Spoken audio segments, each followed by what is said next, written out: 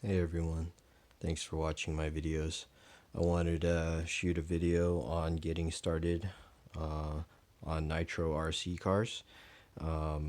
Wanted to share everything I researched, what helped me make the decision, and basically the items that you'll need aside from the RC car to get started. So first off, to get an idea if this is something you want to get into, it is a decision, it is a commitment.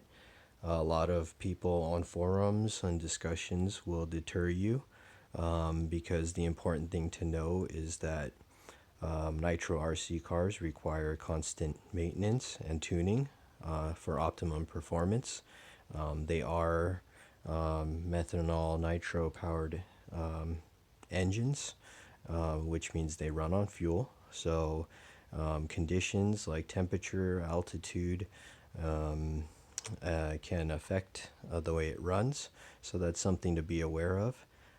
The reason why I went ahead and dove in was because I'm a motorhead. I enjoy tinkering and I enjoy modifying, and I enjoy working with my hands, as you may have seen in some of my other videos.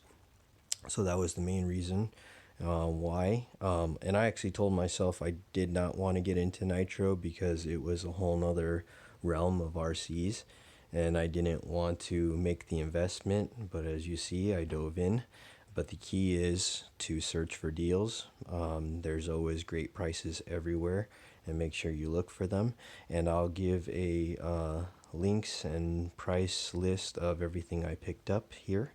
But anyways, that's why I decided that Nitro RCs were for me. And I just did an unboxing video of my first one, which is a VRX buggy, that Force 18 engine, which I'm really excited for. And in that video, I actually didn't show the exhaust pipe that I already picked up for it.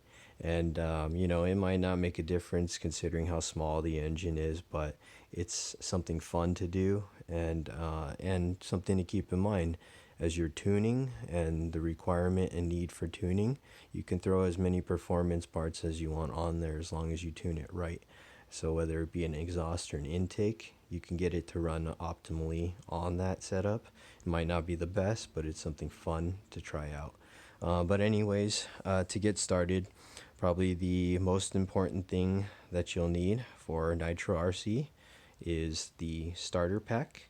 This includes the glow plug igniter, 2 screwdrivers, 1 Phillips and 1 flathead, a 4-way small wrench and a 4-way big wrench. That will get you to the glow plug, and a 17mm hex wheels if you run a 1/8 scale. The igniter comes with the charger, so that is required. Another thing, the starter kit also comes with the fuel filler bottle and the spout. So that's part of this kit, which I bought for $20.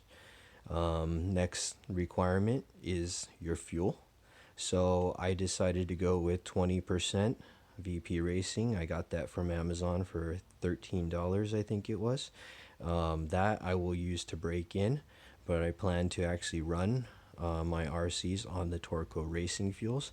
I decided to choose them because of the great prices they have.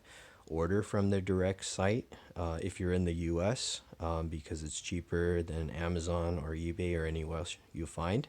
But I picked up 20% with 14% oil for the 0.18 series engines I have, and I also grabbed a 30% nitro, 10% oil for the 0.21 and 0.28 nitro engines on the RCs that are coming in. Other thing that'll be needed is a buttload of batteries. As in the unboxing, you saw that a transmitter can take up to 8 batteries, and the receiver box requires 4, so that's up to 12 batteries, 12 AA batteries per RC car. I'm planning to go rechargeable and my multi transmitter FlySky, so that is a solution right there. But I think those are the essentials you need to get started.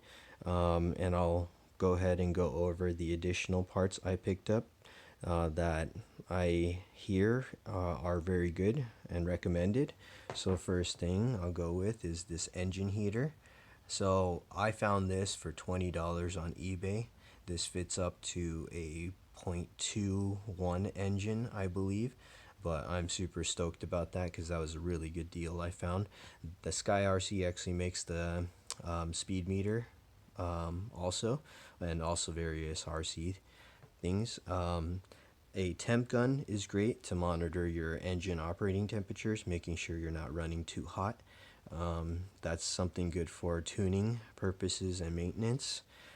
These are fuel line filters, just with a metal screen inside to prevent any, particles or crap from getting into the engine. It's such a small engine, so any contaminant can be pretty catastrophic. Make sure if you order those that they do include the screen inside, as I've seen some that do not have it. Something that could help is after run oil for maintenance reasons, and even for just engine performance, storing, and anything you need. So that's a good addition to go with. And I wasn't the biggest fan of this rechargeable HSP. I saw that a lot of people have good feedback of battery packed ones or different brands. So this one has alligator clips that I can run on an external battery with the voltage regulator. So this will be my primary igniter. I got this for, I think, around under $10, definitely. Yeah, going back to that, I didn't buy the most expensive temp gun. I picked a good review, something that gets me in the ballpark. Plus or minus, the variance is not terrible on this. I paid $15 for that. The deal I found on eBay for this guy, I normally see them listed for about $40. I paid $18 or $19 for that, which was awesome. Side, just jumping ahead and diving in like I usually do, I picked up the side exhaust pipes. So basically my plan is to upgrade. I have multiple nitros coming in, so I'm going to do some tests, factory setup versus tuned pipe setup. I'm happy that these came with the little header pipe. So the HSPs do not have a header pipe like this, so I'm actually going to try that out on the HSP if it fits. But I'll do combinations of mufflers just to see how they sound, how they feel, and get an idea. But basically for one set of these I paid $8 on AliExpress, and I have another muffler coming in that I paid maybe $4 or $5 for. But I was worried that it was going to cost a lot to get into this.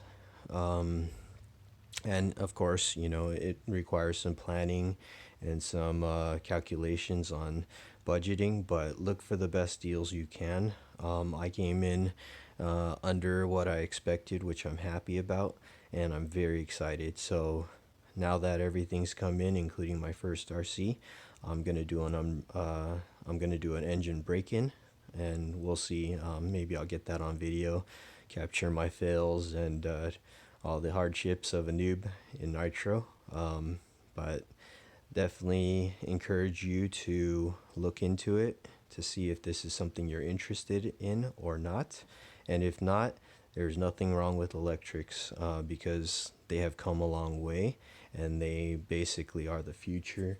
And to do an engine swap or any performance modification on electric is so much simpler. But there's something different, and you get a different sensation out of a fuel powered engine, which is what I think I'm looking for. So I will let you know how all of this goes, and I'll try to document as much of it as possible. So thanks again for watching and for all the support.